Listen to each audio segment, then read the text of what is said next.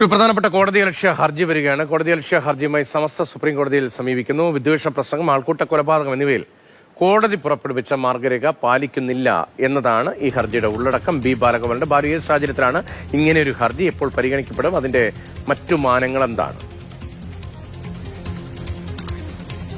രതീഷ, രാജ്യത്തെ മുസ്ലിങ്ങൾക്കെതിരായ ഈ ആൾക്കൂട്ട ആക്രമണങ്ങളും അതുപോലെ തന്നെ വിദ്വേഷ പ്രസംഗങ്ങളും കൂടുന്നു എന്ന് ആരോപിച്ചുകൊണ്ടാണ് ഈ സമസ്ത എന്ന സംഘടന ഇപ്പോൾ സുപ്രീം കോടതിയെ സമീപിച്ചിരിക്കുന്നത്. സമസ്ത സുപ്രീം കോടതിയിൽ ഫയൽ ചെയ്തിരിക്കുന്നത് കോടതി അലക്ഷ്യ ഹർജിയാണ്.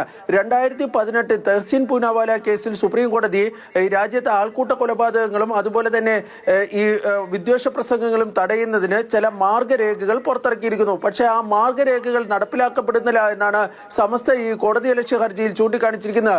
2025 മാത്രം ബീഹാറിൽ മുസ്ലിം സമുദായത്തിൽപ്പെട്ടവർക്കെതിരെ നിരവധി തരത്തിലുള്ള ഇത്തരം ആൾക്കൂട്ട ആക്രമണങ്ങളും വിദ്വേഷ പ്രസംഗങ്ങളും നടന്നിട്ടുണ്ട് എന്നും ഇതിൽ കുറ്റക്കാർക്കെതിരെ, അതായത് ഈ സുപ്രീം കോടതി പുറത്തുവിച്ചിരിക്കുന്ന മാർഗരേഖ നടപ്പാക്കാത്ത ഉദ്യോഗസ്ഥർക്കെതിരെ കടുത്ത നടപടി വേണമെന്നുമാണ് ഈ കോടതിയലക്ഷ്യ ഹർജിയിൽ ഈ സമസ്ത ഇപ്പോൾ ആവശ്യപ്പെട്ടിരിക്കുന്നത്. അഭിഭാഷകനായ PS സുൽഫിക്കർ അലി മുഖേനയാണ് സമസ്ത ഈ കോടതിയലക്ഷ്യ ഹർജി, അതായത് 2018 ഉത്തരവ് നടപ്പിലാക്കുന്നില്ല എന്ന് ചൂണ്ടിക്കാണിച്ചുകൊണ്ട് ഈ ഹർജി ഇപ്പോൾ കോടതിയിൽ ഫയൽ ചെയ്തിരിക്കുന്നത്.